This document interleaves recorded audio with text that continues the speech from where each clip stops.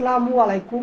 HSC পরীক্ষা কবে থেকে শুরু হতে পারে, অর্থাৎ 2024 সালের চলমান এইচএসসি পরীক্ষা কবে শুরু হবে?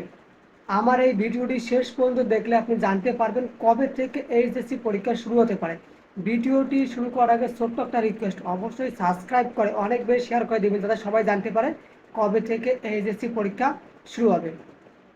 আজকে বোর্ড থেকে মন্ত্রণালয় প্রপোজাল পাঠাইছে 11 আগস্ট থেকে এইচএসসি পরীক্ষা শুরু হতে পারে এবং 8 অক্টোবরের মধ্যে শেষ হয়ে যাবে লিখিত পরীক্ষাগুলো, এবং 8 অক্টোবর পরে বাকি যে প্র্যাকটিক্যাল পরীক্ষাগুলো আছে এই পরীক্ষাগুলো হতে পারে। তবে যদি মন্ত্রণালয় এটাকে সাবমিট করে তাহলে অবশ্যই 11 আগস্ট থেকে এই মাসের 11 তারিখ থেকে এইচএসসি পরীক্ষা শুরু হবে। যদিও অনেকগুলো প্রশ্নপত্র অনেক জায়গায় পুড়ে গিয়েছে, নতুন করে আবার প্রশ্নপত্র ছাপানো হইতেছে, এই প্রশ্নপত্র দিয়েই কিন্তু এইচএসসি পরীক্ষা শুরু হবে।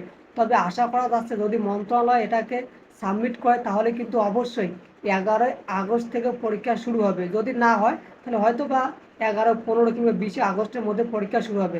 আপনারা প্রস্তুতি নিয়ে থাকেন যে অবশ্যই এই আগস্ট মাসে পরীক্ষা শুরু হবে।